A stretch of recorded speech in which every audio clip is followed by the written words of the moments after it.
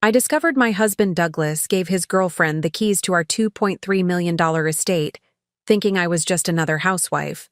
But he forgot I own half the commercial properties in this city. And now his girlfriend Diana is about to lose more than just her sugar daddy. She's about to lose her job, her apartment, and her future because she picked the wrong mogul's husband to mess with. Before we jump back in, tell us where you're tuning in from, and if this story touches you, make sure you're subscribed, because tomorrow I've saved something extra special for you. The security alert pinged on my phone at 2:47 a.m. on a Tuesday. Someone had used a key to enter our Beacon Hill mansion while I was supposedly asleep upstairs. The smart lock system I'd installed 6 months ago, the same system Douglas had complained was unnecessarily paranoid, had just captured something that would change everything. I lay perfectly still in our king-sized bed, listening to the soft footsteps downstairs, the gentle closing of cabinets, the whispered voices drifting up through the hardwood floors. Douglas was beside me, breathing deeply in what I now realized was carefully performed sleep. His phone buzzed softly on the nightstand. A text message illuminated the screen. "Coast is clear, baby. See you tomorrow night." D. Not Daryl, his business. Partner, not David, his golf buddy. D for Diana. Diana Carmichael, the 28-year-old marketing coordinator at Pinnacle Properties, the same Diana who worked in the building I owned, in the office space I leased to her company, paying rent that ultimately ended up in my accounts. The irony was so perfect it almost made me laugh. Almost. I'd built my real estate empire from nothing, starting with a single duplex I'd bought at 23 with money saved from working 3 jobs. While other women my age were focused on finding husbands, I was focused on finding undervalued properties. By 30, I owned 12 rental units. By 35, I'd expanded into commercial real estate. Now, at 42, my portfolio included over 60 properties across the city, office buildings, apartment complexes, retail spaces, and prime development land worth over $50 million. Douglas knew this, of course. He'd married Margaret Wellington, the real estate mogul, not just some wealthy woman. He'd enjoyed the lifestyle my success provided: the mansion in Beacon Hill, the summer house on Martha's Vineyard, the European vacations, the country club memberships. He'd even convinced me to put his name on several properties for tax purposes, a decision I was now reconsidering with crystal clarity. But somewhere along the way, Douglas had apparently forgotten who he was dealing with. He'd forgotten that the woman who'd negotiated million-dollar deals and outmaneuvered seasoned developers wasn't someone who could be easily deceived. He'd forgotten that I didn't just own properties. I owned information, connections, and leverage. Throughout this city, the footsteps moved toward the kitchen. I heard the refrigerator door open, the soft clink of glass. She was making herself comfortable in my home, probably drinking the expensive wine I'd selected from our cellar. The thought sent a cold fury through my veins, but I remained motionless, calculating. This wasn't just about an affair. This was about violation of the most fundamental kind. Douglas hadn't just betrayed our marriage. He'd brought another woman into our sanctuary, the home I'd designed and paid for, giving her access to our private space as if it belonged to him to give. I thought about Diana Carmichael, with her perfectly styled blonde hair and designer clothes that probably cost more than most people's monthly rent. I'd seen her around the city, at networking events and business functions. She was ambitious. I'd give her that. She'd climbed from an entry-level position to marketing coordinator in just 2 years. But she'd made a critical error in judgment. She'd chosen to tangle with someone who controlled far more than she realized. My phone buzzed again. Another security alert. She was in my home office now, the space where I conducted million-dollar transactions and planned development projects that would reshape the city's skyline. The thought of her touching my things, possibly even accessing confidential business information, made my blood boil. But as the initial shock and anger settled, something else took its place. The calculating calm that had served me well in countless negotiations. This wasn't just a betrayal to be emotional about. This was a problem to be solved strategically. And I had resources Diana Carmichael couldn't even imagine. I knew where she lived, apartment 4B in the Riverside Towers, a building I'd been considering purchasing for months. The owner had been struggling with mortgage payments and had approached me about a possible sale. One phone call could change Diana's living situation dramatically. I knew where she worked. Pinnacle Properties occupied the entire third floor of the Wellington building on State Street. My building. Her company's lease was up for renewal in 4 months, and their rent had been deliberately kept below market rate because I'd had a good relationship with their CEO, Travis Morrison. That relationship could evolve quickly if circumstances changed. I knew her social circle. Most of the young professionals she networked with lived in properties I owned or worked in buildings where I had influence. Her carefully cultivated lifestyle depended on connections and opportunities that flowed through my city, my empire. Douglas shifted beside me, his breathing changing slightly. Was he awake? Monitoring the situation? Did he know I was aware of what was happening downstairs? The questions multiplied, but the answers would come with time and careful observation. The security system chimed softly as the front door closed. She was leaving, probably thinking she'd gotten away with her clandestine visit. Douglas's breathing returned to the deep, regular pattern of sleep, or performed sleep. I lay in the darkness for another hour, my mind working through possibilities and strategies. Douglas had made a fundamental miscalculation. He'd confused my success with softness, my trust with naivety. He'd brought his affair into my home, given my keys to his girlfriend, and violated the sanctuary I'd built with my own hands and mind. But he'd forgotten something crucial. I wasn't just wealthy. I was powerful. I didn't just have money. I had influence, connections, and the ability to reshape lives with a few strategic decisions. Diana Carmichael was about to learn that sleeping with a real estate mogul's husband came with consequences she'd never considered. Tomorrow would begin a new chapter, not just in my marriage, but in demonstrating exactly why crossing Margaret Wellington was the worst business decision anyone could make. Douglas thought he was playing a game he could win through deception and betrayal. He was about to discover he'd challenged the wrong woman to the wrong fight, and I never lost. The next morning, Douglas performed his usual routine with Oscar-worthy precision. He kissed my cheek while I sipped coffee at the marble kitchen island, his lips lingering just long enough to seem genuine. "Big day ahead," he said, adjusting his tie, the burgundy silk one I'd bought him for our anniversary 2 years ago. The Henderson project meeting ran late last night, but I think we're finally making progress. I nodded, keeping my expression neutral while my mind cataloged the lie. The Henderson project had been completed 6 months ago. I knew because Henderson Development had paid their final invoice to Douglas's architectural firm in March, a payment that had gone through the Wellington Buildings Management Company, my company. "That's wonderful, honey," I replied, my voice carrying the same warmth it had for 17 years of marriage. "I'll probably work from home today. I have some property evaluations to review." Douglas's face flickered, just for a microsecond, with something that might have been concern or calculation. Did he wonder what properties I was evaluating? Did he worry that I might uncover something he'd prefer remained hidden? "Sounds good," he said, grabbing his keys from the ceramic bowl by the door. The same bowl where I'd watched him place an extra set of keys 3 weeks ago, keys I'd assumed were for his office. Now I knew better.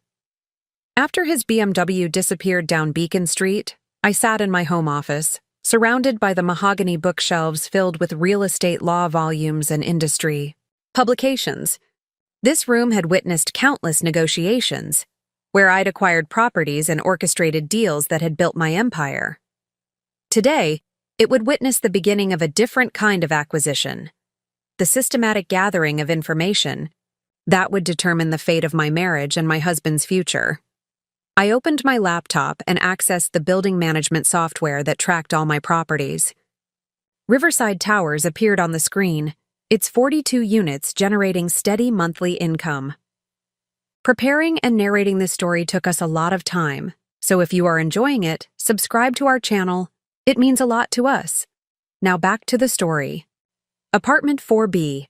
Diana Carmichael, lease signed 18 months ago, rent paid consistently on the first of each month through automatic bank transfer. Her lease application was still in the system. I'd approved it personally, though I hadn't paid much attention at the time. Diana had listed her employment at Pinnacle Properties, with a salary that seemed adequate for the rent she was paying. Her references had checked out, her credit score was respectable, and she'd provided a security deposit without issue. But now, looking at her file with new eyes, details jumped out that I'd missed before. Her emergency contact wasn't a family member or friend. It was Douglas Wellington, listed as family friend. My husband had been connected to this woman for at least 18 months, possibly longer. The realization hit me like a physical blow. This wasn't a recent affair born of midlife crisis or opportunity. This was a calculated, long-term relationship that had been hidden in plain sight. Douglas had used his connection to me to help establish Diana in her apartment, probably recommending the building to her, maybe even influencing my decision to approve her application. I pulled Diana's employment records from Pinnacle Properties' lease file. She'd started at the company 26 months ago, just after graduating from Boston University with a marketing degree. Her salary had increased twice in the past year, unusual for someone so early in their career. Either she was exceptionally talented, or she was receiving help from someone with influence. Travis Morrison, Pinnacle's CEO, had been my tenant for 4 years. He'd always been professional in our dealings, never mentioning any personal connections to my husband. But Douglas moved in architectural circles, attending industry events and networking functions. It wouldn't be difficult for him to arrange introductions or make recommendations. I called my assistant, Elsie Patterson, who'd been managing my property portfolio for 8 years. If anyone could help me understand the connections between Douglas, Diana, and Pinnacle Properties, it would be Elsie. "Margaret," she answered on the first ring, her voice carrying the efficiency that made her invaluable. "What can I do for you? I need you to pull together everything we have on Pinnacle Properties and their employees," I said, keeping my tone businesslike. "Lease agreements, payment history, any correspondence with management. Also, I want a complete financial analysis of their company, revenue, growth patterns, anything publicly available." "Of course," Elsie replied, though I caught a note of curiosity in her voice. "Is there a particular reason? Are we considering changes to their lease terms?" "Just due diligence," I said. "I'm reviewing all our commercial tenants for potential lease renewals." It wasn't entirely a lie. I was reviewing Pinnacle Properties, just not for the reasons Elsie assumed. After hanging up, I accessed the security footage from the Wellington building. As the owner, I had access to all common areas, including the lobby and parking garage. I scrolled through the past month's footage, looking for patterns, for evidence of Douglas visiting the building outside of normal business hours. There, 2 weeks ago, on a Thursday evening at 7:23 p.m., Douglas entering through the main lobby, but instead of heading to the elevator banks that served the floors where he occasionally met with clients, he walked toward the side entrance that led to the parking garage. Internal cameras showed him taking the garage elevator directly to the 3rd floor. He stayed for 47 minutes. The timestamp showed he left at 8:10 p.m., the same night he'd texted me saying he was grabbing drinks with his business partner, Daryl, and would be home late. I'd been at a city planning meeting until 9 p.m. that night, discussing zoning changes for a property development project. I checked more dates, looking for patterns. The previous month revealed 3 similar visits, all during times when I had been occupied with business commitments Douglas knew about in advance. He'd been using my schedule against me. timing his visits to Diana's workplace when he knew I'd be unavailable. But there was something else in the footage that made my blood run cold. In the most recent video, Diana wasn't alone when Douglas left the building. She walked with him to the parking garage, and they stood beside his car for several minutes in conversation.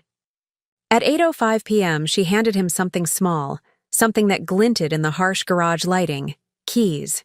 She'd given him keys to something, not just our house keys, but keys she had access to. Keys to the Wellington building, perhaps, or to Pinnacle Properties' office space. Douglas hadn't just been carrying on an affair. He'd been given access to my commercial property by his girlfriend, access he had no business having. The scope of the betrayal was expanding beyond personal infidelity. This was about trust, about boundaries, about the fundamental violation of mixing my business assets with his personal indiscretions. I sat back in my leather chair, staring at the frozen image on my screen. Douglas's face was clearly visible in the security footage, his expression relaxed and confident as he took the keys from Diana's hand. He looked like a man who believed he was in complete control of the situation. He had no idea that every move he'd made in my building had been recorded, that every lie he'd told could be cross-referenced with digital evidence, that the woman he'd married wasn't just wealthy. She was methodical. The investigation was just beginning, but already the picture was becoming clear. Douglas had underestimated not just my capabilities, but my reach. He'd brought his affair into my world, used my properties as meeting places, and compromised my business security for his personal pleasure. That was his first mistake. His second mistake was assuming I wouldn't notice. He was about to discover there wouldn't be a third. By 2 p.m., Elsie had delivered everything I'd requested about Pinnacle Properties, and the information painted a picture that made my suspicions crystallize into certainty. The financial records showed a company that had grown remarkably quickly for a mid-sized marketing firm, landing several high-profile clients in the past 18 months, clients that happened to be developers and construction companies Douglas worked with regularly. I spread the documents across my mahogany desk like pieces of a puzzle. Pinnacle's client roster read like a who's who of Douglas's professional network. Morrison Development, Blackstone Construction, Harbor Point Ventures. Companies that Douglas had architectural contracts with were suddenly hiring Diana's marketing firm for their promotional campaigns. This wasn't coincidence. This was orchestration. My phone rang, interrupting my analysis. The caller ID showed Travis Morrison's name, as if the universe was delivering him to me at the exact moment I needed answers. Margaret. Travis's voice carried its usual professional warmth. I hope I'm not catching you at a bad time. I wanted to discuss renewing our lease for Pinnacle Properties. We're hoping to expand into the fourth floor space if it becomes available. Perfect. Of course, Travis. Actually, I've been reviewing your account today. Your company has experienced impressive growth recently. Yes, we've been fortunate, he replied, and I could hear the pride in his voice. Our marketing coordinator, Diana, has been instrumental in landing some major clients. She has excellent connections in the architectural and development community. My grip tightened on the phone. Really? That's quite impressive for someone so early in their career. Well, she came highly recommended, Travis continued, apparently unaware he was handing me exactly the information I needed. Your husband. Douglas vouched for her personally when she applied for the position, said she was brilliant and had great potential in the industry. The pieces clicked together with devastating clarity. Douglas hadn't just been having an affair with Diana, he'd been actively building her career, using his professional connections to secure her employment and advance her position. In return, she'd been steering business to companies that hired Douglas's architectural firm, creating a mutually beneficial arrangement that had been generating income for both of them. I see, I managed, keeping my voice neutral. Douglas has always been generous with his professional recommendations. Absolutely, Travis agreed. In fact, he's the one who suggested we lease space in your building. Said it would be perfect for our needs and that you were an excellent landlord to work with. Another puzzle piece. Douglas had orchestrated Diana's employment and her company's location in my building. He'd created a situation where his girlfriend worked in a space I owned, paid rent that went into my accounts, while conducting business that ultimately benefited his own firm. The audacity was breathtaking. After ending the call with Travis, I immediately called my lawyer, Scott Harrison. No relation to my husband, despite the shared first name. Scott had handled all my major property acquisitions and understood the intricacies of commercial real estate better than anyone. Margaret, Scott's voice was crisp and professional when he answered. What can I do for you? I need you to review some contracts for me, I said, choosing my words carefully. Specifically, I want to understand the legal implications if a tenant is using my property for purposes that weren't disclosed in the lease agreement. That's interesting, Scott replied, and I could hear papers rustling in the background. Are we talking about a residential or commercial tenant? Commercial. And Scott, I need this handled with complete discretion.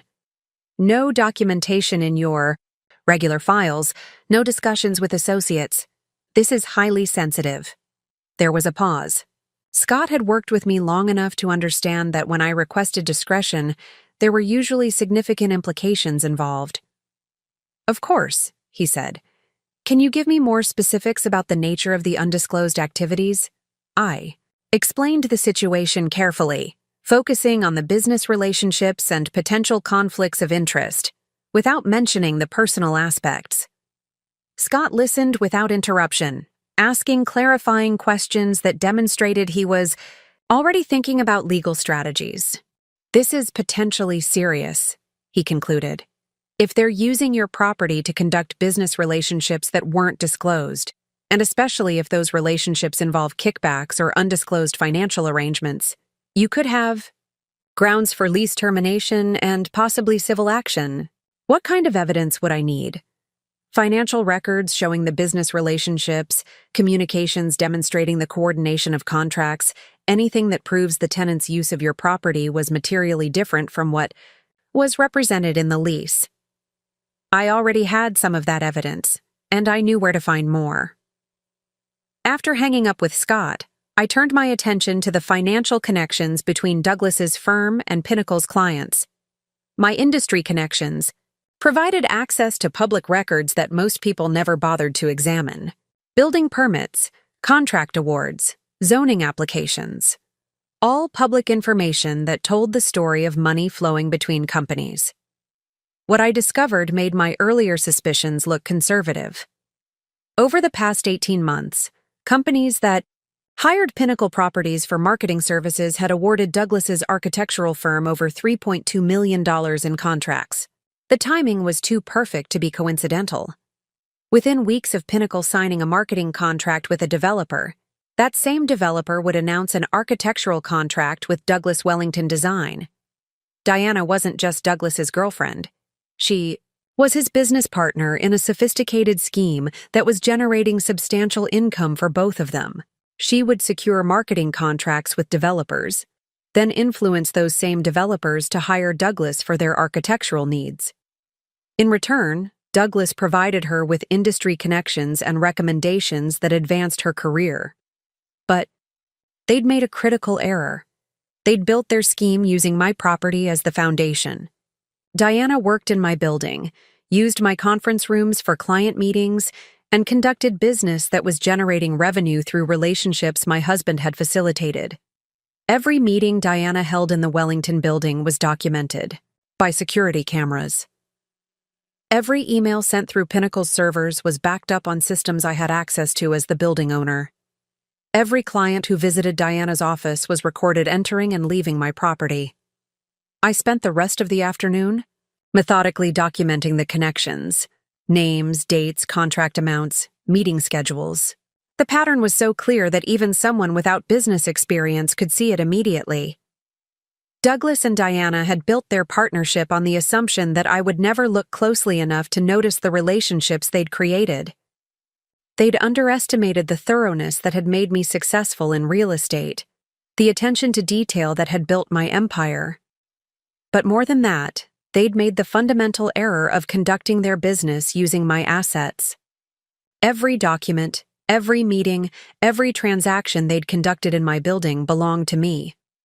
Their scheme had been built on my property, using my resources, generating revenue that was partially dependent on my infrastructure. They'd just handed me everything I needed to destroy them both. As evening approached, I closed my laptop and locked the documents in my office safe. Tomorrow, I would begin phase 2 of my investigation. Tonight, I would sit across from Douglas at dinner and watch him lie to my face, knowing that every word he spoke was another piece of evidence I could use against him. The hunter had become the hunted, and Douglas had no idea the trap was already closing around them both. That evening, Douglas arrived home at 6:30 p.m. with a bouquet of white roses, my favorite flowers, though he'd only remembered this detail in the past few months. The timing of his newfound attentiveness now felt calculated rather than romantic. "For my beautiful wife," he said, kissing my forehead as he handed me the flowers. "I thought we could have a quiet dinner together. Maybe open that bottle of Bordeaux we've been saving." I accepted the roses with a smile that felt like wearing a mask. "How thoughtful. Let me put these in water while you get changed." As Douglas headed upstairs, I arranged the flowers in a crystal vase, wondering if Diana had helped him pick them out, if they'd discussed what would make his wife happy while planning their next rendezvous. The thought made my hands tremble, slightly as I trimmed the stems. Dinner was a masterclass in deception from both sides. Douglas spoke enthusiastically about his current projects, weaving elaborate stories about client meetings and design challenges. I nodded appropriately, asking the right questions, all while cataloging every lie against the evidence I'd gathered. "The Morrison project is really taking off," Douglas said, cutting into his steak. "They're talking about expanding the scope significantly." Morrison Development, one of Pinnacle Properties' biggest clients, and now I understood why. Diana had secured their marketing contract 6 months ago, just before they'd awarded Douglas a $400,000 architectural project.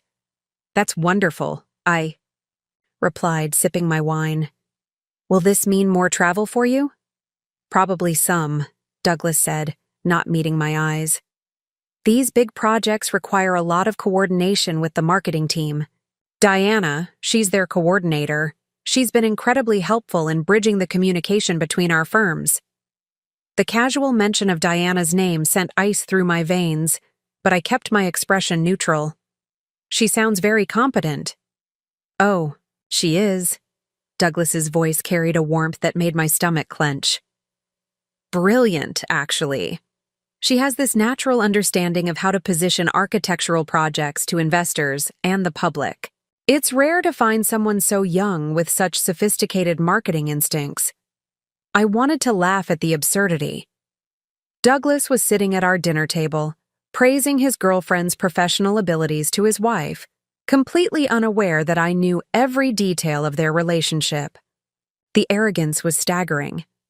"Perhaps I should meet her sometime," I suggested, watching his reaction carefully. "If she's working so closely with your firm, it might be beneficial for me to understand her approach. I do have several development projects that could use marketing support." For just a moment, Douglas looked genuinely panicked. His fork paused halfway to his mouth, and I saw him calculating the risks of his wife and girlfriend meeting. That's an interesting idea," he managed, "though I think she's pretty overwhelmed with her current client load. Maybe once things settle down." "Of course," I agreed easily. "No rush." After dinner, Douglas excused himself to make some phone calls, retreating to his study with his cell phone. I cleaned up the kitchen, my mind working through the implications of everything I'd learned today. The business relationship between Douglas and Diana was more sophisticated than a simple kickback scheme. It was a full partnership that had been generating millions in revenue. But there was still something missing. The key exchange I'd witnessed on the security footage suggested a level of access that went beyond just business meetings. Diana had given Douglas keys, and I needed to understand what those keys opened. At 11 p.m., after Douglas had gone to bed, I accessed the Wellington Building's security system from my laptop. The after-hours access log showed several entries using Diana's keycard outside normal business hours, entries that corresponded with dates when Douglas had claimed to be working late or meeting with clients. But more interesting were the entries to floors that Pinnacle Properties didn't lease. Diana's keycard had been used to access the building's executive conference room on the 10th floor, a premium space I rented to high-end clients for important meetings, on 3 separate occasions in the past month. I pulled the booking records for the executive conference room. None of those 3 dates showed legitimate reservations. Someone had been using my most expensive meeting space without authorization, without payment, for purposes I hadn't approved. The security footage from the 10th floor told the complete story. Douglas and Diana had been using my executive conference room for private meetings with clients, meetings that resulted in contracts for both of their firms.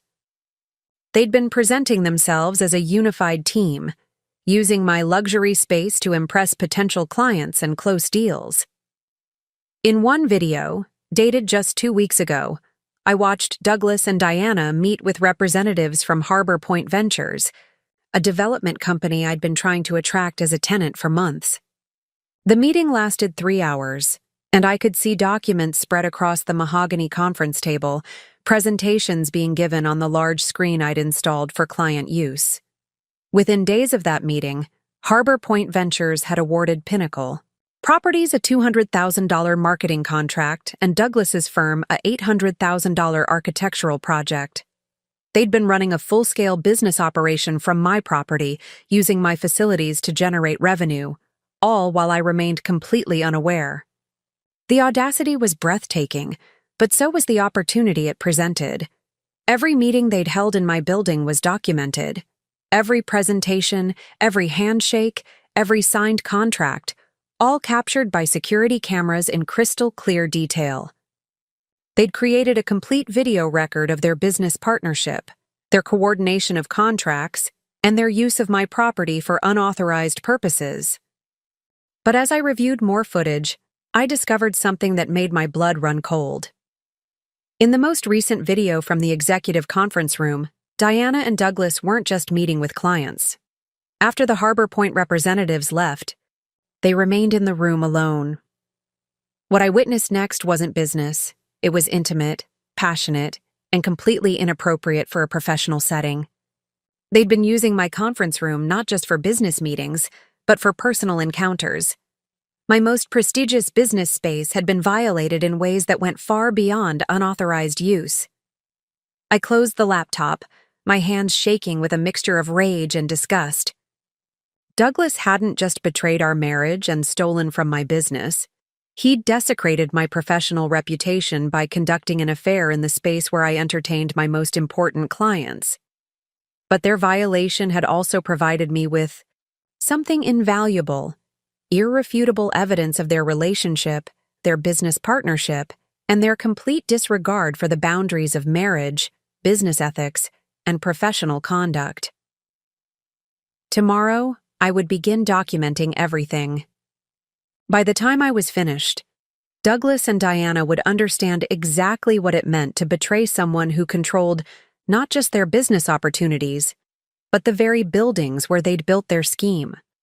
They'd handed me the keys to their destruction, and I intended to use them. The next morning, I called in sick to my own company for the first time in 3 years.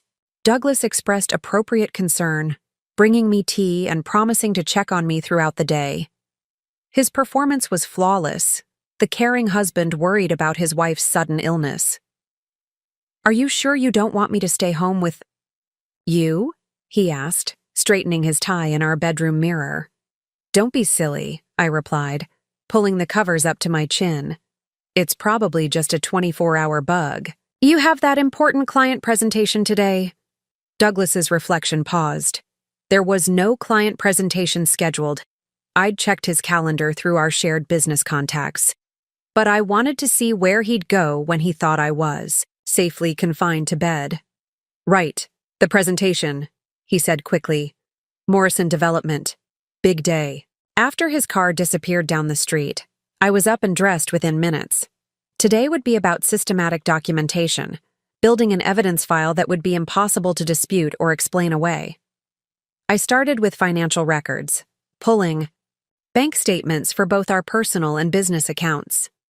Douglas had been careful, but not careful enough. Small cash withdrawals that I'd previously attributed to normal expenses now formed a pattern. Restaurant charges at upscale establishments on days when he'd claimed to be eating lunch at his desk. Hotel charges in the city on nights when he'd said he was working late at the office. But it wasn't just the obvious expenses.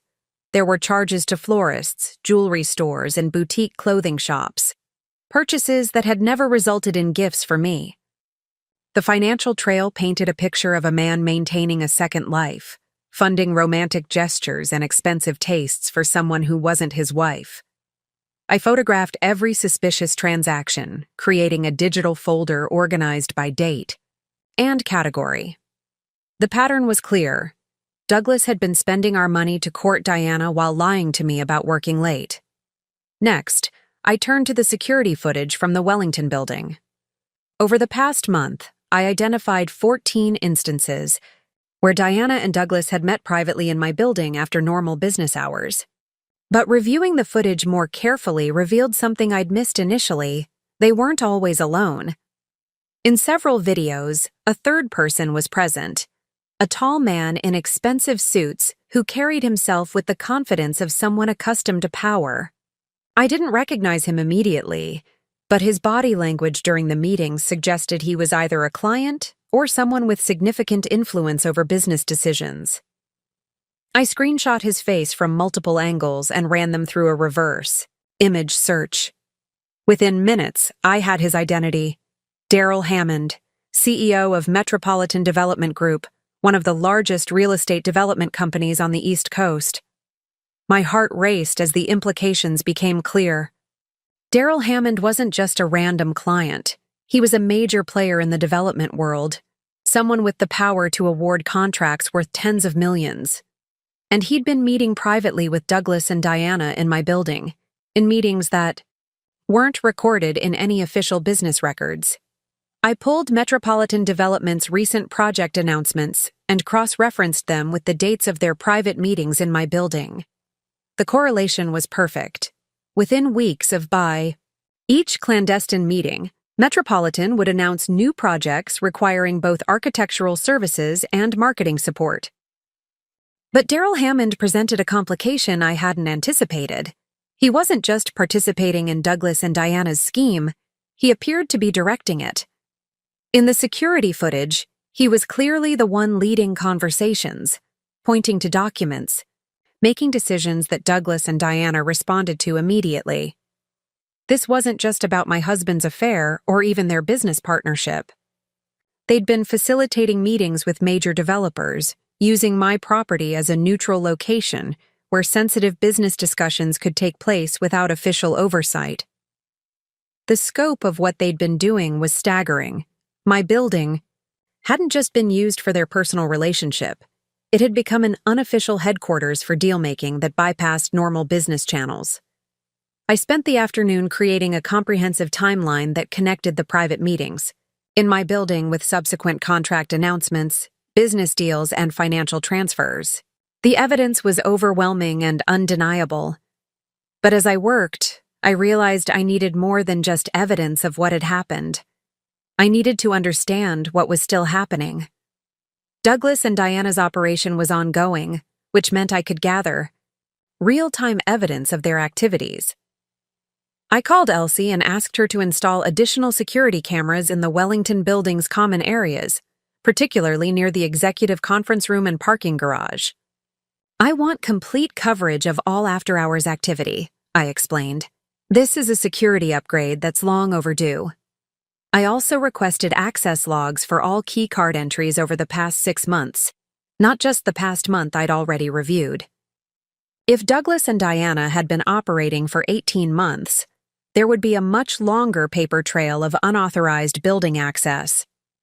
By evening, I had assembled a file that told a complete story of deception, unauthorized property use, and business ethics violations. But more importantly, I had a plan for gathering the additional evidence I would need to ensure that when I acted, the consequences would be swift and comprehensive. Douglas returned home that evening with another bouquet of flowers and stories about his successful presentation to Morrison Development. I accepted both with the same practiced smile, knowing that tomorrow I would begin the next phase of my investigation. They thought they were running a sophisticated operation. They had no idea they'd been documenting their own destruction. The new security cameras Elsie had installed were already paying dividends. Within 48 hours, they'd captured something that changed everything I thought I knew about Douglas and Diana's operation. At 7:30 p.m. on Thursday, while Douglas was supposedly at a dinner meeting with potential clients, the cameras showed him entering the Wellington building with Diana and two other people I didn't initially recognize. But when I enhanced the footage and cross-referenced the faces, my blood turned to ice. One was Simone Crawford, the city's deputy planning commissioner, the woman who controlled zoning approvals and development permits for every major construction project in the metropolitan area. The other was a man I'd seen at city council meetings, Marcus Webb, head of the Municipal Development Authority. They weren't just running a business scheme. They were operating at the level of city government, involving officials who controlled the regulatory approval process that every real estate development depended on. I watched the four of them disappear into the executive conference room, where they remained for over 3 hours. When they emerged, Simone Crawford was carrying a briefcase she hadn't brought in, and Marcus Webb was reviewing documents on his phone with the focused attention of someone confirming important details. The implications were staggering. Douglas and Diana weren't just coordinating business deals. They were facilitating meetings between developers and city officials, creating opportunities for the kind of influence that could fast-track permit approvals and zoning changes worth millions. I immediately began researching the recent projects that Metropolitan Development and other companies in their network had received approval for. What I found was a pattern of unusually quick permit approvals, zoning variances that had been granted without the typical community input periods, and environmental reviews that had been expedited through processes that normally took months. Douglas's architectural firm had been hired for every single one of these fast-tracked projects. But as I dug deeper into the city records, I discovered something that made my hands shake as I typed. 3 of the properties that had received expedited development approvals were parcels I had been quietly acquiring through shell companies over the past 2 years, properties I'd intended to develop myself once I'd assembled enough contiguous land. Douglas knew about my development plans. We'd discussed them over dinner, during weekend conversations about future projects. He'd listened to my vision for creating a mixed-use development that would revitalize the old warehouse district, nodding supportively as I explained my timeline and strategy. And then he'd stolen it. Using information I'd shared with him in confidence, Douglas had approached other developers and offered them the opportunity to outbid me for the remaining properties I needed. Worse, he'd facilitated their meetings with city officials who could expedite the approval process, making their competing developments more attractive than mine. The property records told the complete story. While I'd been methodically acquiring parcels at fair market prices, respecting zoning requirements and following proper procedures, Douglas had been orchestrating a shadow campaign that undermined my project at every turn. 3 weeks ago, Harbor Point Ventures had acquired the final 2 properties I needed for my development, properties they'd bought at prices far above market value, confident they could recoup the costs through expedited development approvals that I'd never been offered. Douglas hadn't just betrayed our marriage. He'd sabotaged my business, stolen years of planning and preparation, and handed my vision to competitors who were now profiting from work I'd done. I called Scott Harrison immediately, not caring that it was nearly 10 p.m. "Margaret?" Scott's voice was alert despite the late hour. "What's wrong?" I need you to pull every public record related to development permits issued in the past 18 months, I said, my voice tight with controlled anger. Specifically, I want to know about any expedited approvals, zoning variances, or environmental reviews that were fast-tracked. That's a lot of records, Scott replied. Are we talking about a specific area of the city? The warehouse district. And Scott, I need this done quietly. Use a third-party research service if necessary, but I don't want any record of Wellington properties requesting this information. There was a pause. Margaret, what exactly are we dealing with here? Corruption, I said simply, possibly at the municipal level. And I think my husband is in the middle of it. Scott's intake of breath was audible. Jesus. Okay, I'll get started on this tomorrow. But Margaret, if we're talking about municipal corruption, you need to be extremely careful about how you proceed. These kinds of situations can become dangerous very quickly. I understood his concern, but I was beyond being careful. Douglas had stolen more than just my trust. He'd stolen my future, my business plans, and years of work. He'd used my own confidences against me, turning our pillow talk into intelligence that he'd sold to my competitors. The next morning, I received an email from Scott with preliminary findings that confirmed my worst fears. The warehouse district. Development approvals had been expedited through a process that bypassed normal environmental review requirements, community input sessions, and competitive bidding procedures. The companies that had benefited from these expedited approvals had collectively saved an estimated $15 million in regulatory compliance costs and 18 months of development time. But the most damaging revelation was in the communication records that Scott had obtained through public information requests. Email exchanges between city officials showed explicit coordination with architectural consultants who were providing development feasibility analysis for projects before they were officially submitted for approval. Douglas had been advising city officials on which projects to fast-track based on inside information about financing, market conditions, and competitive developments. He'd essentially been serving as an unofficial development advisor to the city, using knowledge gained from his relationship with me and other developers to help officials make decisions that benefited his criminal network. After hanging up with Scott, I sat in my office surrounded by evidence of a betrayal that went far deeper than infidelity.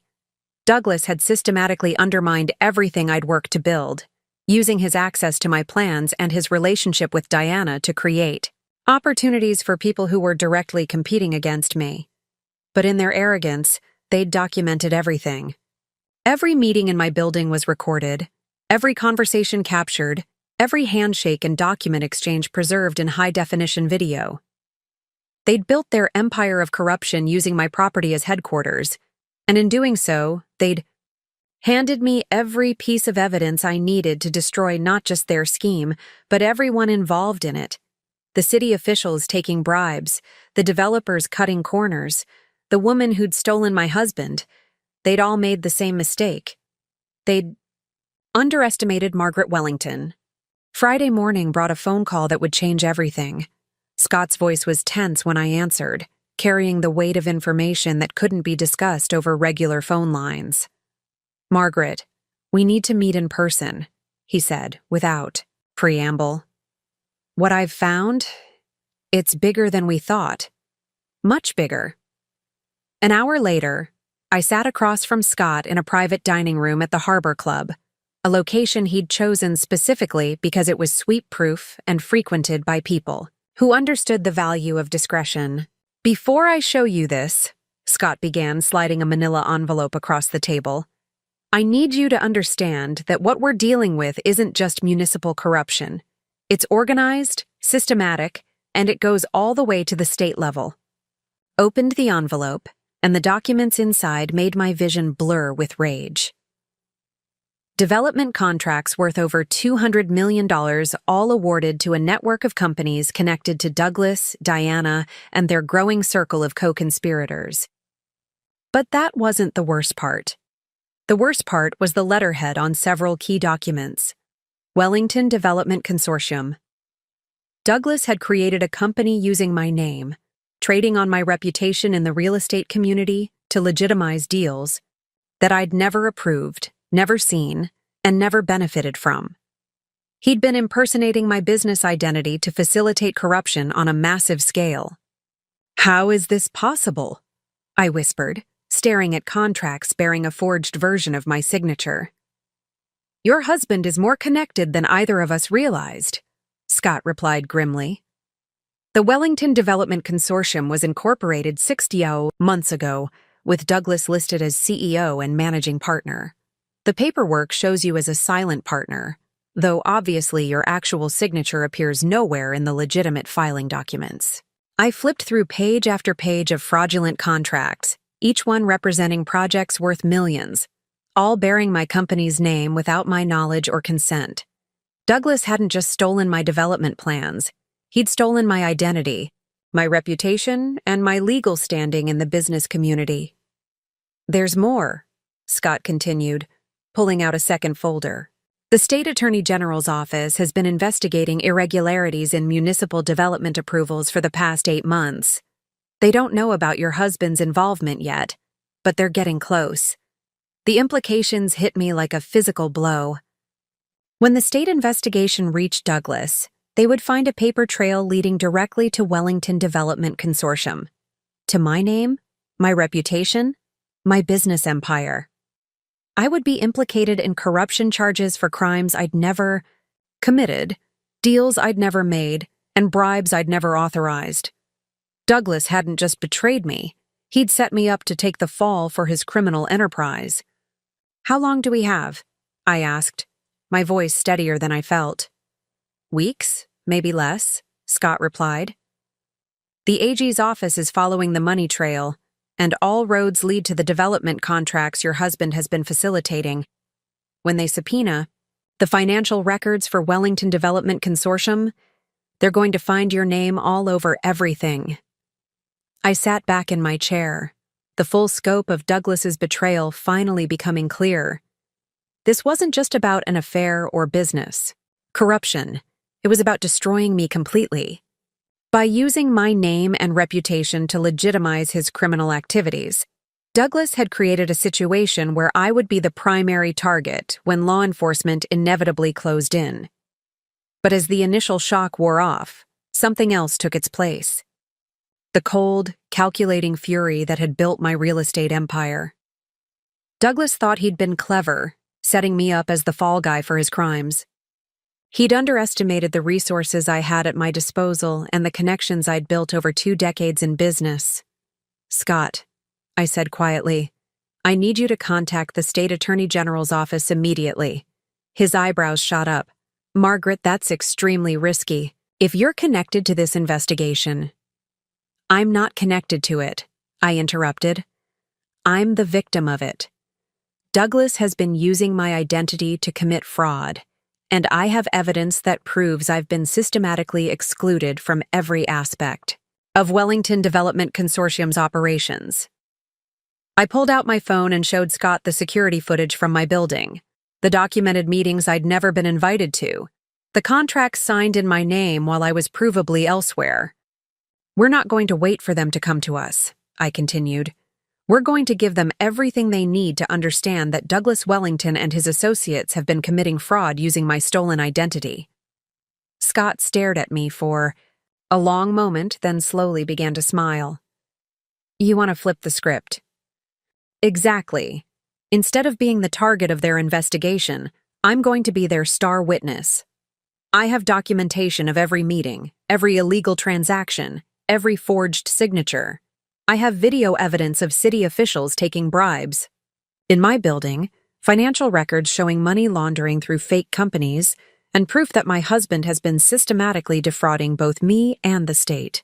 But there was another layer to my strategy that I didn't share with Scott immediately. The security footage from my building didn't just document Douglas's crimes, it provided evidence of every person who had participated in the corruption network. City officials, developers, and business executives had all been captured on camera, participating in illegal activities. I had the power to expose the entire network, but I also had the power to control how that exposure unfolded. Some of the people caught on my cameras were simply following Douglas's lead, unaware of the broader criminal enterprise they'd become part of. Others, like Simone Crawford and Marcus Webb, were clearly willing participants who had been corrupting the development approval process for personal gain. My evidence could differentiate between the unwitting participants and the criminal masterminds, potentially offering cooperation opportunities to those who had been misled while ensuring maximum consequences for those who had knowingly violated the public trust. I stood up, straightening my jacket with the same gesture I'd used before closing million-dollar deals. Douglas thought he could destroy me by dragging me down with him, I said. Instead, he's given me everything I need to destroy him completely. The game had changed, and now I held all the cards. But more than that, I held the power to reshape how justice was delivered to everyone involved in the network Douglas had thought he was clever enough to control. He was about to learn that Margaret Wellington didn't just win. She decided who else got to win, and who would lose everything that weekend. While Douglas attended what he claimed was a golf tournament in Providence, I transformed my home office into a war room. The mahogany conference table that had witnessed countless property acquisitions now served as command central for the systematic dismantling of my husband's criminal enterprise. Elsie arrived Saturday morning with 3 large boxes of documents. Her usual efficiency tinged with concern as she surveyed the scope of materials spread across my office. "Margaret," she said carefully, "I've been with you for 8 years and I've never seen you this focused. What exactly are we dealing with?" I looked up from the timeline I'd been constructing, seeing my assistant's worried expression. Elsie had been more than an employee. She'd been a trusted confidant who'd helped build my empire. She deserved to know the truth. "My husband has been running a criminal organization using my name and properties," I said simply. "He's committed fraud, bribery, and identity theft on a scale that could destroy everything I've built. And he's done it all while sleeping in my bed and kissing me goodbye every morning." Elsie's face went through a series of expressions: shock, anger, and finally the same cold determination I'd seen in my own mirror. "What do you need me to do?" Over the next 6 hours, we constructed a comprehensive battle plan. Using Elsie's organizational skills and my strategic thinking, we created a systematic approach that would expose Douglas's crimes while protecting my business empire and personal assets. First, we established a secure communication protocol. All sensitive documents would be stored on encrypted drives kept in my personal safe. Communications with Scott and other legal counsel would be conducted through secured phones and encrypted email accounts. We couldn't risk Douglas discovering our investigation before we were ready to act. Second, we created a detailed timeline that connected every piece of evidence we'd gathered. The security footage from my building, the financial records showing unauthorized use of my identity, the property records documenting stolen development plans, everything was organized chronologically to tell a clear story of systematic fraud. But the most crucial element of our plan was timing. The State Attorney General's investigation was progressing independently, and we needed to position ourselves as victims and witnesses before we could be implicated as participants. "Scott scheduled our meeting with the AG's office for Wednesday," I told Elsie as we reviewed our evidence files. "By then, we need to have a complete package that proves my innocence while documenting Douglas's guilt beyond any doubt." Elsie nodded, making notes on her tablet. "What about Diana and the others? Simone Crawford, Marcus Webb, Daryl Hammond, they're all involved in this." "They're Douglas's problem now," I replied. "When the state investigation reaches them, they'll have to decide whether to cooperate with prosecutors or go down with the ship. Either way, their careers and reputations will be destroyed." But there was one aspect of the plan that required delicate handling: my personal safety. Once Douglas realized I knew about his activities, there was no predicting how he might react. Men who'd built criminal enterprises rarely surrendered quietly, especially when facing the prospect of prison time. "I want you to arrange for private security," I told Elsie. "Someone discreet, someone who can provide protection without Douglas. Knowing if he discovers what we're doing before Wednesday?" "Already handled," Elsie replied, showing me a business card. "I called them yesterday. They specialize in protecting executives during corporate investigations. They'll have someone watching the house starting Monday." Sunday evening, Douglas returned from his supposed golf tournament with stories about his terrible putting and complaints about the weather. He seemed relaxed, even affectionate, bringing me a bottle of wine from a vineyard he claimed to have visited. I accepted his gifts and listened to his stories, all while knowing that in 3 days, his world would collapse completely. The wine he'd given me probably came from the same store where he'd bought gifts for Diana. The golf tournament had likely been a weekend getaway with his girlfriend, funded by money stolen from development deals he'd orchestrated using my identity. "You seem different," Douglas observed as we sat in our living room, sipping the wine he'd brought home. "More relaxed. Have you been feeling better?" "Much better," I replied. And it was true. The rage and betrayal I'd felt initially had crystallized into something more powerful. Absolute certainty about what needed to be done. "Good," Douglas said, reaching over to squeeze my hand. "I've been worried about you. You seemed stressed lately, distracted. I was wondering if maybe we should take a vacation, get away from work for a while." The irony was perfect. Douglas was suggesting we take a vacation just days before his arrest, using money he'd stolen to fund a romantic getaway while federal investigators closed in on his criminal enterprise. "That sounds wonderful," I agreed, knowing he'd be taking his vacation in a federal detention facility. Monday morning, Douglas left for work with his usual kiss and promises about an early dinner. I watched his car disappear down the street, then turned to begin the final phase of my preparation. In 48 hours, I would walk into the state attorney general's office and hand them everything they needed to destroy the man who'd tried to destroy me. The hunter was about to become the hunted, and Douglas had no idea the trap was already closing. Monday morning brought an unexpected opportunity. Douglas received a phone call at breakfast that made his face light up with excitement, though he tried to hide his reaction behind his coffee cup. "Really? Today?" he said into the phone, his voice carefully modulated. "I thought that wasn't scheduled until next week." A pause. No, that's perfect. I can rearrange my appointments." After hanging up, Douglas turned to me with an expression of manufactured disappointment. "Emergency client meeting. The Patterson project hit a snag with the city planning office, and they need me there this afternoon to sort it out." I nodded sympathetically, though I knew the Patterson project had been completed 2 months ago. "These things happen. Will you be home for dinner?" "Probably not," Douglas replied, already calculating in his head. "These city meetings can run very late. Don't wait up." Perfect. Whatever Douglas had planned for today, he'd just given me the entire afternoon and evening to observe his activities without having to maintain the pretense of being a trusting wife. After Douglas left, I called the private security firm Elsie had arranged. Within an hour, I was briefed on surveillance protocols and equipped with a GPS tracker that would allow me to monitor Douglas's movements in real time through a secure app on my phone. The tracker showed Douglas heading downtown, toward the government district, which initially seemed to support his story about city meetings. But instead of stopping at City Hall or the planning office, the GPS dot came to rest at the Four Seasons Hotel.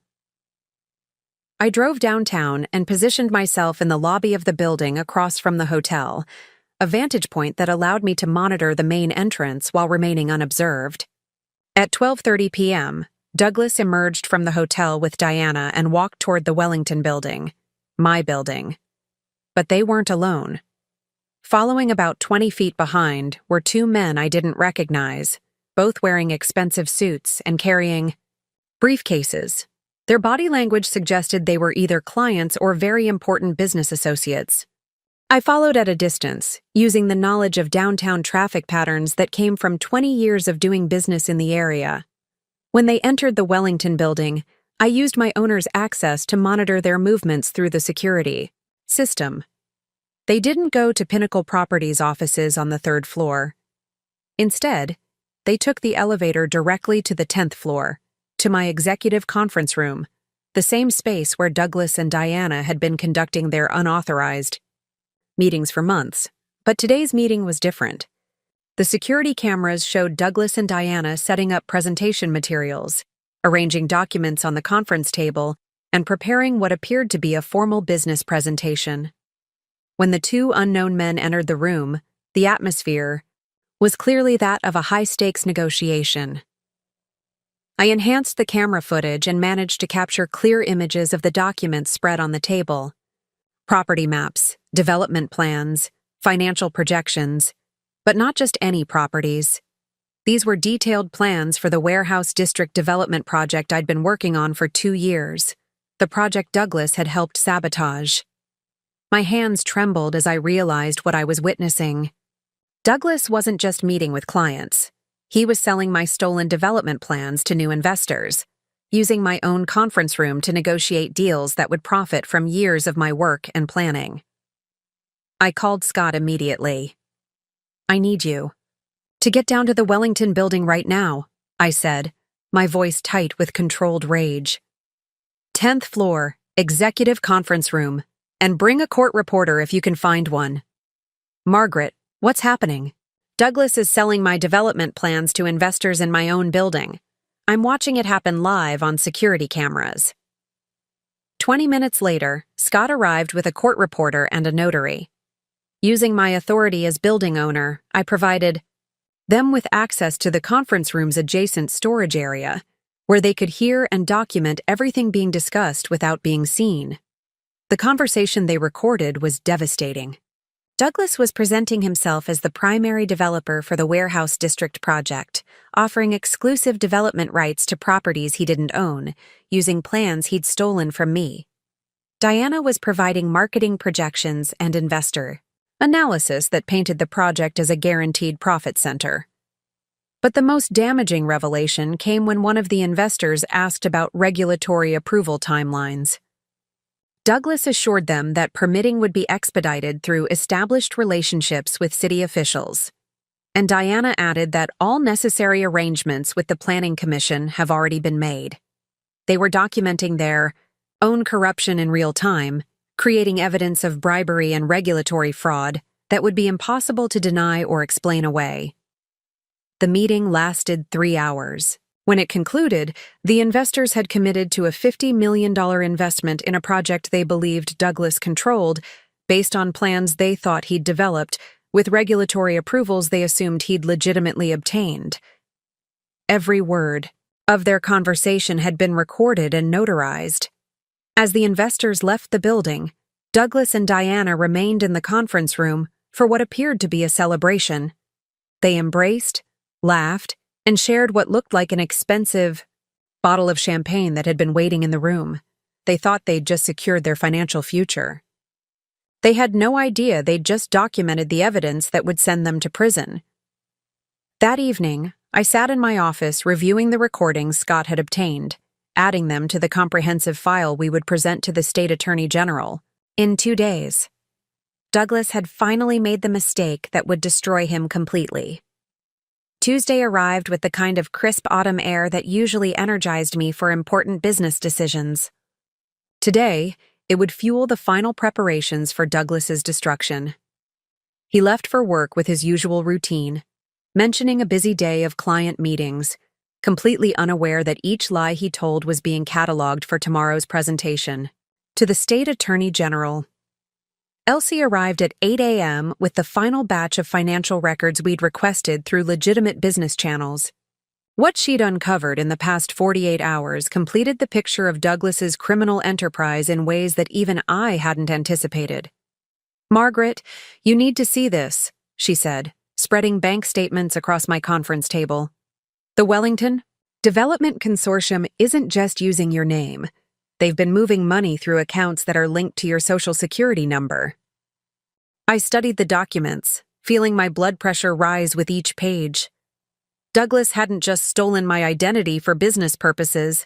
He'd opened financial accounts using my personal information, creating a paper trail that made me appear to be an active participant in money laundering operations. He's been depositing payments from the fraudulent development contracts into accounts that show me as the primary account holder, I said, tracing the money flow with my finger. If investigators follow this money trail without context, it looks like I'm the one receiving payments for corrupt deals. It gets worse, Elsie replied, pulling out another set of documents. I found tax filings for Wellington Development Consortium that show you as the majority stakeholder. Douglas filed these with the IRS 3 months ago, claiming you earned $2.3 million in development fees last year, money that went into accounts you never knew existed. The systematic nature of the frame job was breathtaking. Douglas hadn't just been stealing from me, he'd been positioning me as the criminal mastermind while he played the role of junior partner. When law enforcement eventually investigated, I would appear to be the primary beneficiary of the corruption scheme. But Douglas had made a crucial error. In his eagerness to use my reputation and credit rating to legitimize his operations, he'd created a paper trail that could be definitively proven false through the security footage and scheduling records I possessed. Every single one of these meetings where contracts were negotiated happened while I was provably somewhere else, I told Elsie, cross-referencing the dates with my appointment calendar. Board meetings, property inspections, legal depositions. I have witnesses and documentation proving I was never present for any of the criminal activities. We spent the morning creating what Scott called an innocence timeline, a comprehensive document that proved my absence from every meeting, every negotiation, and every transaction that Douglas had conducted using my identity. Security camera footage, appointment records, witness statements, and credit card transactions all confirmed that I had been systematically excluded from the criminal enterprise being run in my name. At noon, Scott arrived with additional evidence that the State Attorney General's office had agreed to share in advance of our meeting. What he showed me made the scope of Douglas's crimes clear in ways I hadn't imagined. The AG's investigation started with a tip about irregularities in municipal development permits, Scott explained, opening a thick folder. But what they've uncovered is a network of corruption that involves 14 different development projects, 6 city officials, and approximately $80 million in fraudulent contracts. The list of implicated officials included not just Simone Crawford and Marcus Webb, but the deputy mayor, 2 city council members, and the head of the Municipal Water Authority. Douglas and Diana had been operating at the highest levels of city government, facilitating meetings and negotiations that had corrupted nearly every aspect of the development approval process. "Where does this leave Douglas?" I asked, though I suspected I already knew the answer. "He's going to be the primary target," Scott replied. "The financial evidence shows that almost all of the illegal payments flowed through accounts connected to him, and the communications they've intercepted suggest he was coordinating the entire operation. But there was one more revelation that changed everything. The state investigation had been triggered by a whistleblower, someone inside the network who had begun providing evidence to prosecutors months ago. "Who?" I asked, though part of me dreaded the answer. Scott consulted his notes. The initial tip came from someone identified only as Source M in the court documents. Based on the information they provided, it appears to be someone with intimate knowledge of the financial operations and access to internal communications. My mind raced through the possibilities. Someone inside Douglas's network had been feeding information to prosecutors, someone who knew enough about the operation to provide specific details about money transfers and meeting schedules. "Scott," I said slowly, "I think Douglas's network is eating itself from the inside. Someone got scared about the scope of the crimes and decided to protect themselves by cooperating with prosecutors." That evening, Douglas returned home with stories about a successful day of client meetings and news about potential new projects. He seemed relaxed, even optimistic, completely unaware that his criminal network was collapsing around him. "You seem happy," I observed as we sat down to dinner. "Things are really coming together," Douglas replied, cutting into his steak with satisfaction. "All the hard work of the past 2 years is finally paying off."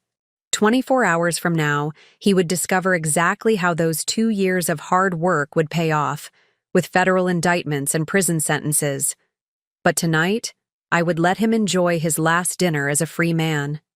Tomorrow, everything would change. Wednesday morning arrived with the weight of finality. In 4 hours, I would walk into the state attorney general's office and hand them everything they needed to destroy Douglas completely. But first, I had one crucial meeting that would determine exactly how devastating the consequences would be. At 9 a.m., I sat across from federal prosecutor Amanda Chen in her downtown office, a woman whose reputation for dismantling white-collar criminal enterprises was legendary. Scott had arranged this meeting through carefully cultivated contacts, understanding that state-level charges would only be the beginning of Douglas's legal troubles.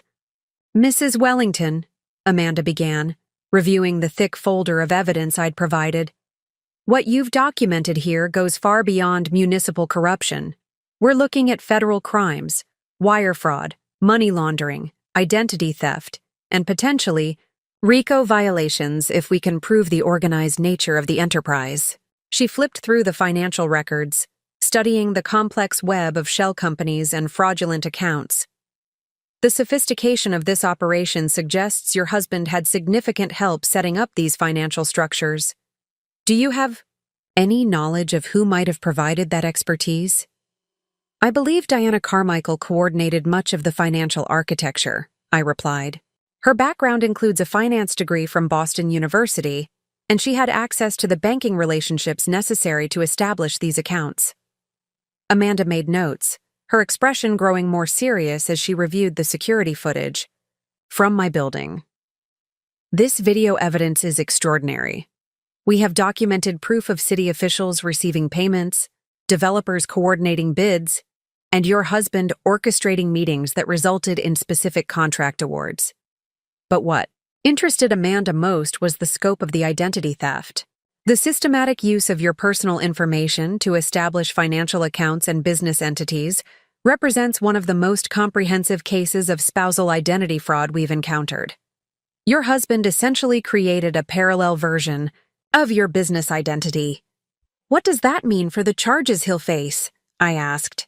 "Multiple federal felonies, each carrying potential sentences of 10-20 years, Amanda replied without hesitation. "The money laundering charges alone could result in life imprisonment given the amounts involved. When we add the identity theft, wire fraud, and conspiracy charges, your husband is looking at spending the rest of his life in federal prison." She closed the folder and looked at me directly. "Mrs. Wellington, I want you to understand that by cooperating with this investigation, you're not just helping us prosecute your husband. You're helping us dismantle a criminal network that has corrupted municipal government and defrauded taxpayers of millions of dollars." "I understand," I replied. "And I want to be clear. I will provide any additional evidence or testimony necessary to ensure that everyone involved faces appropriate consequences." Amanda smiled for the first time during our meeting. "We'll be coordinating with the State Attorney General's office to ensure there's no overlap in charges. By this time next week, federal marshals will be executing arrest warrants for your husband and his associates." As I left Amanda's office, I felt the weight of 18 months of betrayal finally lifting from my shoulders.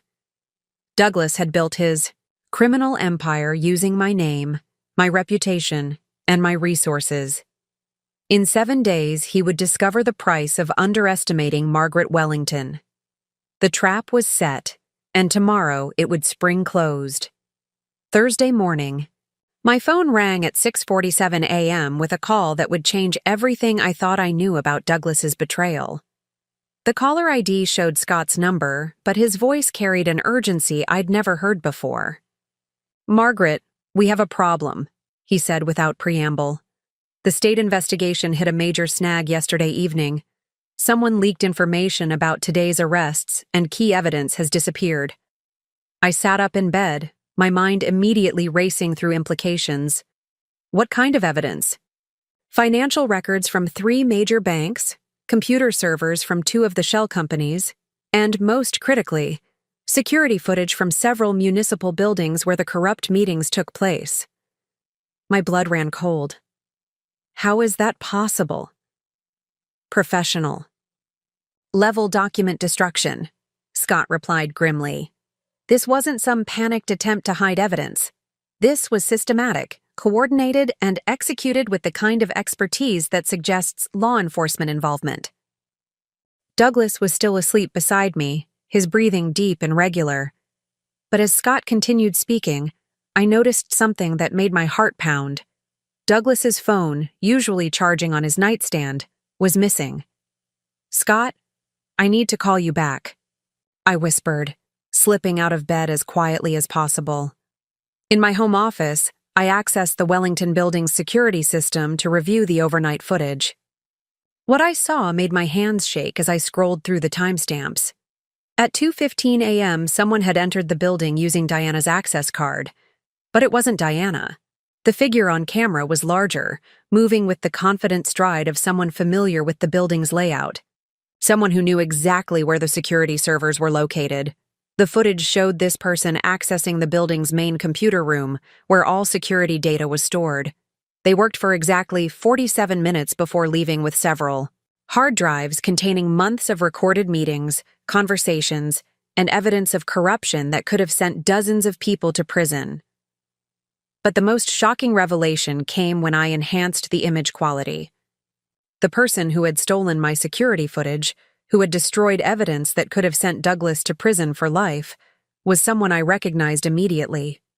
Darrell Hammond, the CEO of Metropolitan Development Group, the man I'd seen in meetings.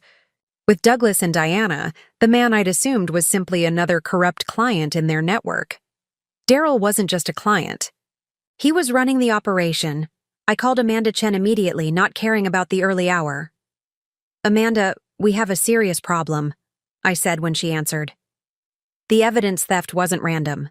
It was coordinated by someone with inside knowledge of both the investigation and my security systems. I explained what I'd discovered, sending her the enhanced security footage while we spoke. Her silence stretched for nearly a minute before she responded. "Mrs. Wellington, this changes everything.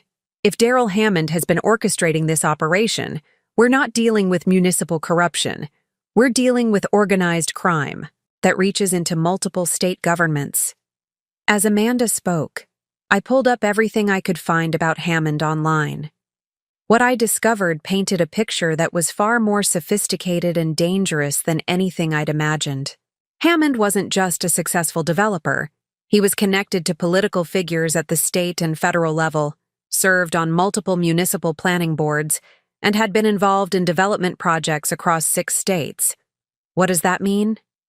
For Douglas, I asked, though I was beginning to suspect the answer. "It means your husband isn't the mastermind we thought he was," Amanda replied. "He's a mid-level operator in something much larger and much more dangerous." The implications were staggering. Douglas hadn't been running a local corruption scheme. He'd been recruited into a network that operated across state lines, involving federal contracts and interstate commerce. The charges he would face weren't just state-level corruption, but federal racketeering, conspiracy, and potentially violations of the RICO Act. But there was something else that made my stomach clench with fear. If Hammond was sophisticated enough to coordinate evidence destruction across multiple jurisdictions, and if he had the resources to penetrate law enforcement investigations, then everyone who could testify against him was in potential danger. "Amanda," I said carefully, "if Hammond knows about the investigation, does he know about my cooperation with your office?" Another long pause. "We have to assume he does. Mrs. Wellington, I'm going to recommend that you accept federal protection until we can execute the arrests. How long will that take?" "With the evidence destruction, we'll need to rebuild parts of our case. Maybe 2 weeks, possibly longer. 2 weeks of living in hiding while Douglas continued to sleep beside me, unaware that both of us were now targets of a criminal organization that had already demonstrated its willingness to obstruct justice through sophisticated means. I looked toward my bedroom, where Douglas still slept peacefully, completely unaware that the criminal empire he thought he controlled was actually controlling him, and that his wife had just become a target for elimination by people who viewed murder as simply another business expense. The game had changed again, and the stakes were now higher than I'd ever imagined. This wasn't just about justice or revenge anymore. This was about survival.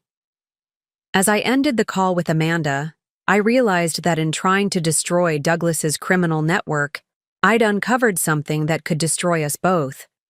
Hammond's organization had resources, connections, and a demonstrated willingness to use violence to protect their interests. Douglas had thought he was playing a game he could win through deception and betrayal. Neither of us had realized he'd challenged people who played for keeps and who eliminated threats rather than simply outmaneuvering them. The woman who had built a real estate empire through careful planning and calculated risks was now facing opponents who operated by entirely different rules. Rules where the penalty for losing wasn't just financial ruin or professional disgrace. It was death. Noon Thursday, the full scope of Daryl Hammond's operation had become devastatingly clear. Amanda Chen's federal task force had been tracking Hammond's network across 4 states, but they'd never had the kind of inside access that my security footage provided. Hammond's organization is sophisticated beyond anything we've seen in municipal corruption, Amanda explained during our emergency meeting. He identifies mid-level professionals like your husband, architects, engineers, marketing coordinators, and builds them into local networks that can influence development decisions. The pattern was brilliant in its simplicity. Hammond would find ambitious professionals in positions that touched the development process, then create opportunities for them to profit from insider information. Douglas and Diana weren't unique. They were part of a franchise operation that Hammond had replicated in cities across the Northeast. But here's what Hammond didn't anticipate, Amanda continued, spreading surveillance photos across her desk.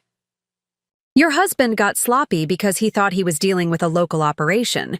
He documented everything, used unsecured communications, and most importantly, he conducted business in a building where every activity was recorded. The irony was perfect. Douglas's arrogance had created the evidence trail that would bring down not just his local network, but Hammond's entire multi-state operation. What do you need from me?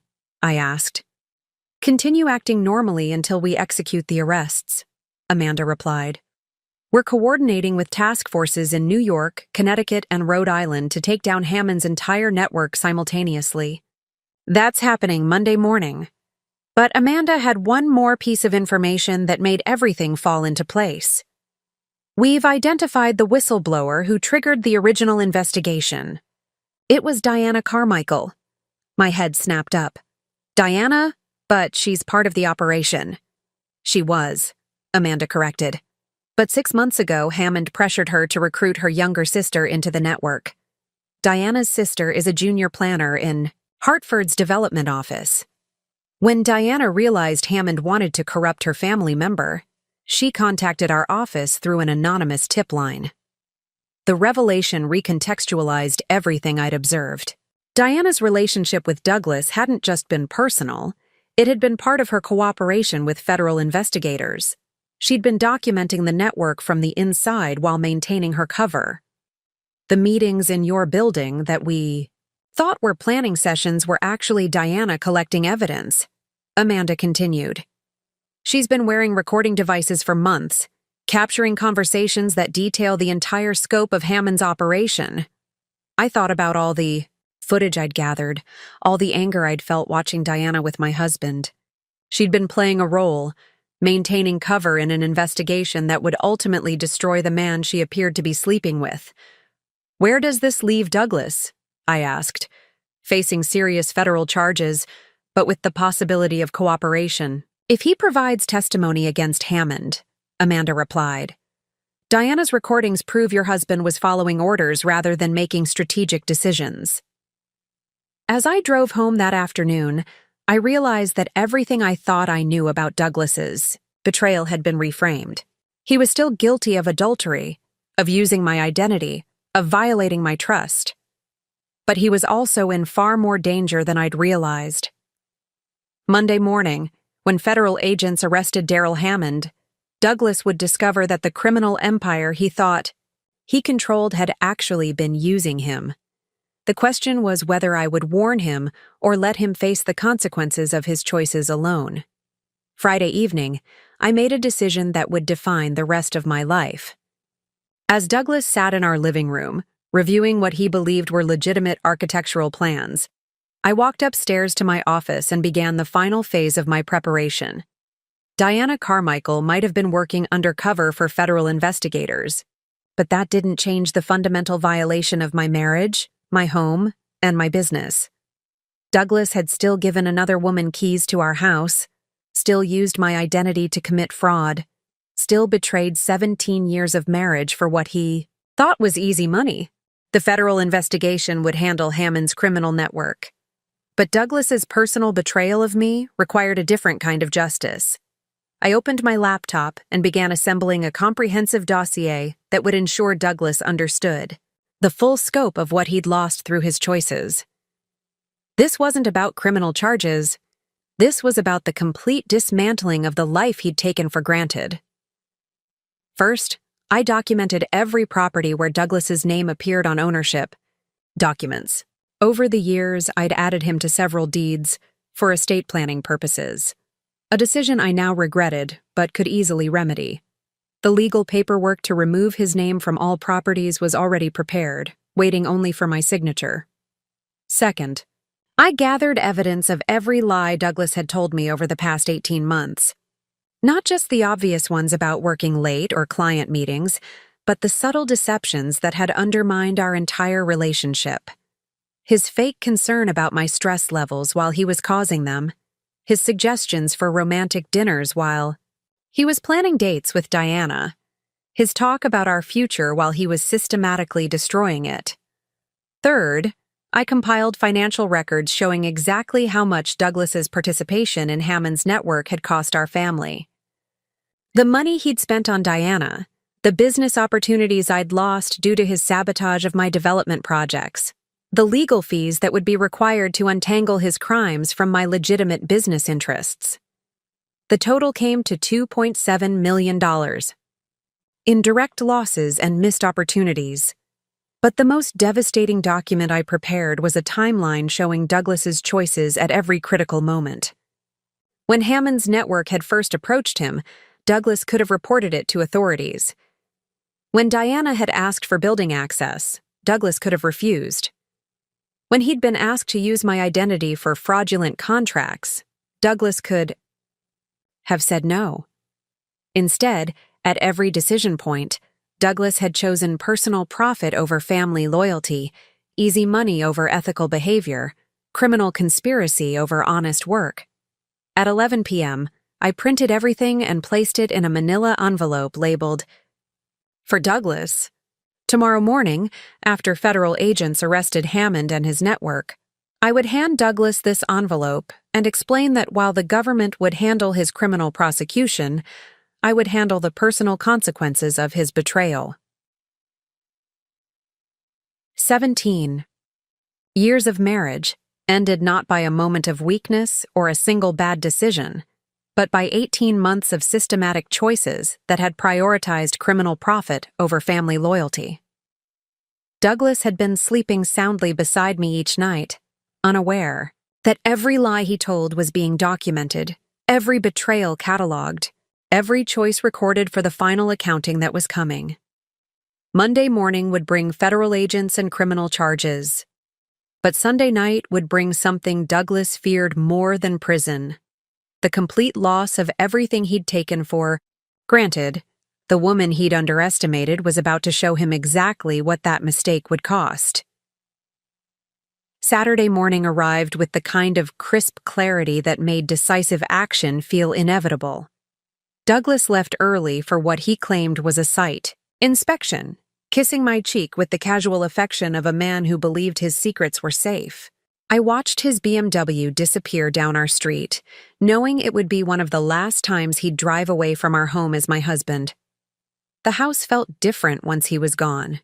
Not empty, but expectant, as if the walls themselves were preparing for the transformation that was coming. I walked through each room methodically, seeing everything with new eyes, deciding what belonged to the life I was building and what belonged to the marriage I was ending. In our bedroom, I opened Douglas's side of the walk-in closet and began the careful process of packing his belongings. Each item told a story of deception. The expensive suits he'd claimed were necessary for client meetings while using them to impress Diana. The cologne I'd given him for Christmas that had become his signature scent for another woman. The cufflinks from our anniversary that had been worn to celebrate business deals that defrauded me. But I didn't pack with anger. Instead, I folded each shirt with the same precision I'd used for property contracts, arranged each tie with the attention to detail that had built my real estate empire. This wasn't an emotional outburst. It was the systematic conclusion of a business relationship that had been terminated due to breach of contract. In the master suitcase, the leather set we'd bought for our honeymoon in Tuscany, I placed a USB drive containing copies of every piece of evidence I'd gathered. Security footage of his meetings with Diana, financial records showing his use of my identity, documentation of every lie he'd told and every choice he'd made that had led to this moment.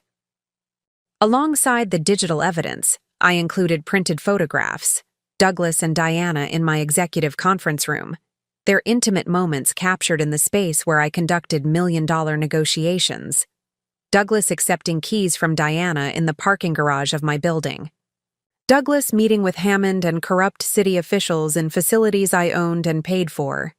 Each photograph was dated and time-stamped, creating a visual timeline of betrayal that would be impossible to deny or explain away.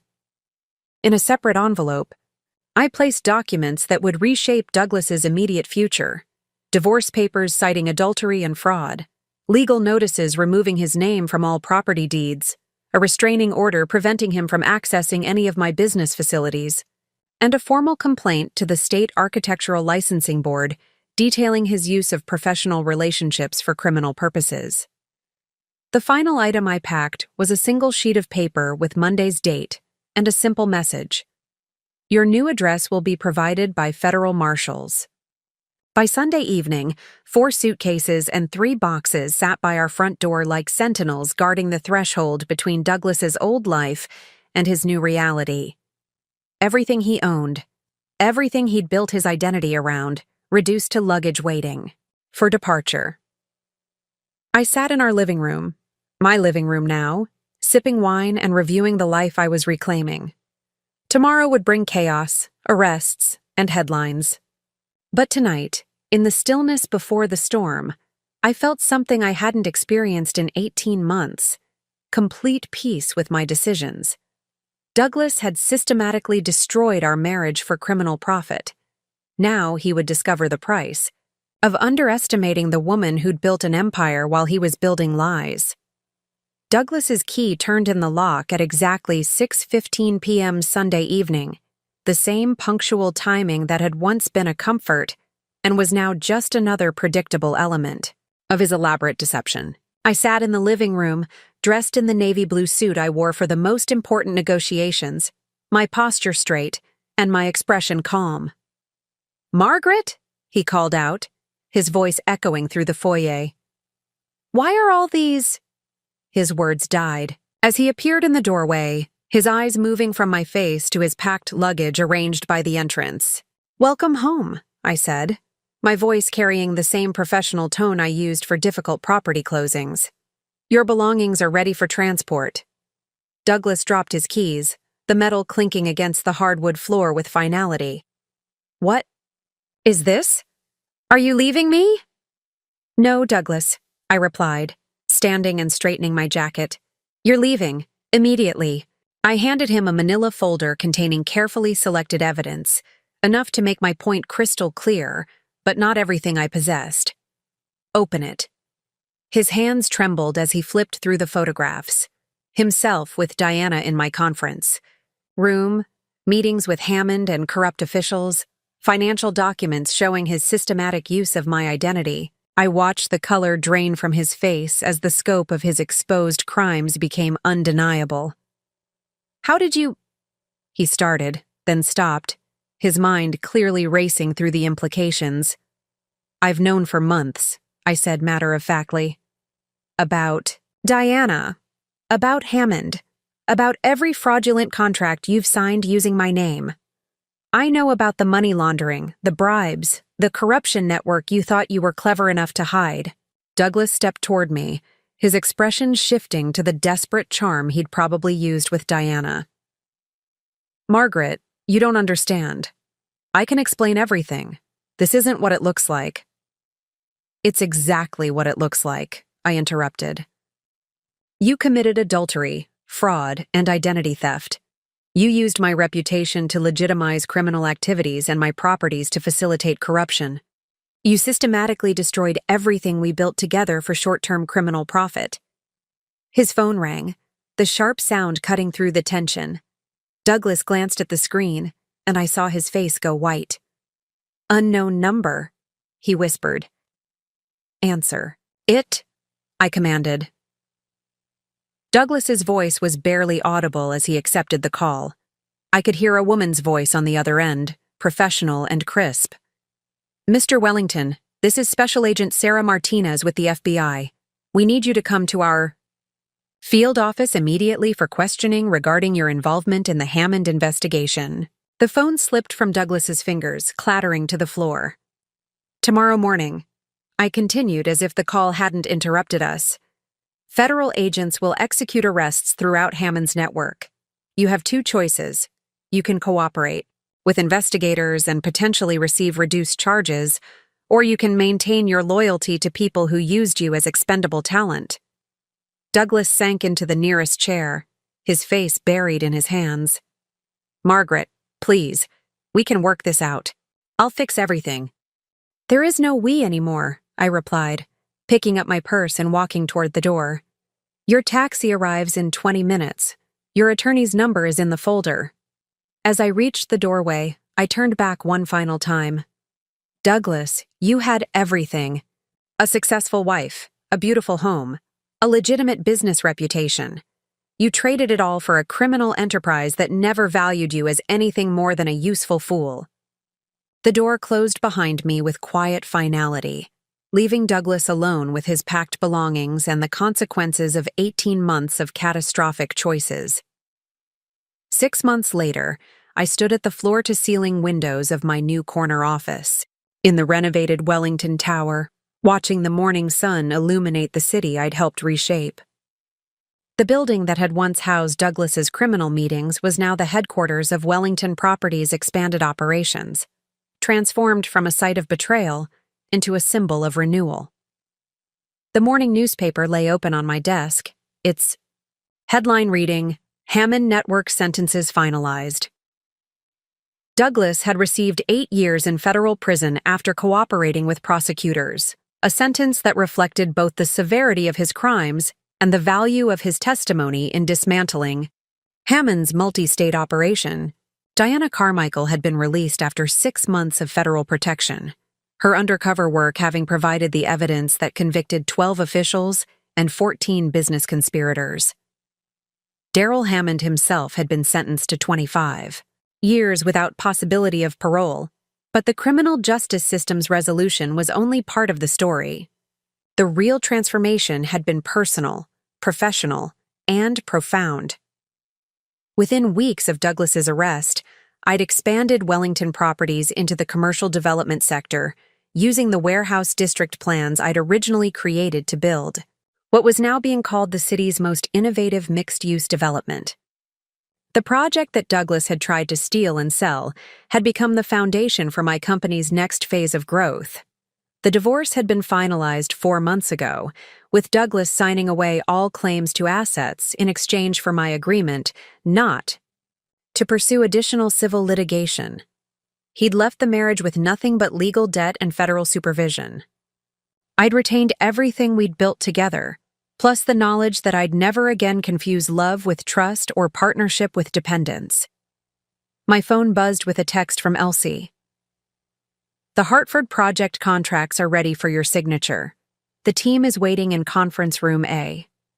Hartford, the next city where I decided to expand, partly because it was where Diana's sister worked in the planning office, the young woman whose safety had motivated Diana to become an FBI informant. I'd hired Diana as a consultant on the Hartford project, recognizing that her experience navigating corruption had given her unique insights into legitimate development processes. It had been a controversial decision that some of my board members had questioned, but I'd learned to trust my judgment about people's capacity for redemption when their motivations were fundamentally sound. As I walked toward the conference room, I passed the memorial wall I'd installed in the building's lobby. Not a memorial to the dead, but to the businesses and careers destroyed by Hammond's network. 43 legitimate companies had been damaged by the corruption scheme, their owners and employees suffering consequences for crimes they'd never committed. Their stories reminded me daily that justice was about more than personal vindication. It was about rebuilding trust in systems that ethical people depended on. The conference room doors opened to reveal my team of 12 professionals, each of them chosen not just for their expertise, but for their integrity. No more partnerships based on convenience or assumed loyalty. Every relationship, professional and personal, would be built on demonstrated character and mutual respect. "Good morning," I said, taking my seat at the head of the table. "Let's build something honest." Outside the windows, the city sprawled. Beneath us, full of opportunities for those willing to work for them legitimately. I'd learned that power built on deception was always temporary, but power built on competence and integrity could last forever. Douglas had taught me that lesson, though not in the way he'd intended. Now it was time to use it. Up next, you've got 2 more standout stories right on your screen. If this one hit the mark, you won't want to pass these up. Just click and check them out. And don't forget to subscribe and turn on the notification bell so you don't miss any upload from us.